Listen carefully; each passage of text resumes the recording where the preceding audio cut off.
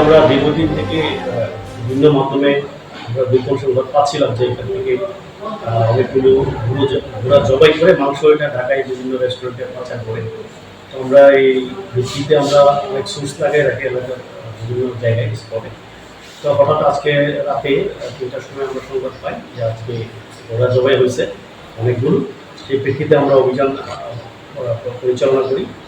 অভিযান পরিচালনা করে আমরা হাতে নাতে তাদের ট্রাক পিক আপ সহ ৫ জনকে গ্রেপ্তার করি এবং বেশ কয়েকজন পালিয়ে যায় আর কি, যেহেতু নদীর তীরবর্তী ছিল। পরবর্তীতে তাদের জিজ্ঞাসাবাদে তারা স্বীকারোক্তি করে যে তারা এই প্রায় সময় এই এই মাংস ঘোড়া জবাই করে, ঘোড়ার মাংস গরুর মাংস হিসেবে ঢাকায় বিভিন্ন রেস্টুরেন্টে তারা বিক্রি করে বা পাচার করে। তো এর প্রেক্ষিতে আমরা নিয়ে আসার পরে এখানে মোবাইল কোর্টের মাধ্যমে তাদেরকে বিভিন্ন মেয়াদে সাজা দেওয়া হয়েছে, ৬ মাস করে ২ মাস করে এভাবে। তারপর লক্ষাধিক টাকা তাদেরকে জরিমানা করা হয়েছে। এছাড়া মাংসগুলো সেগুলো মাটির নিচে পুঁতে দেওয়া হয়েছে ম্যাজিস্ট্রেটের সম্মুখে এবং গাড়ি জব্দ আছে।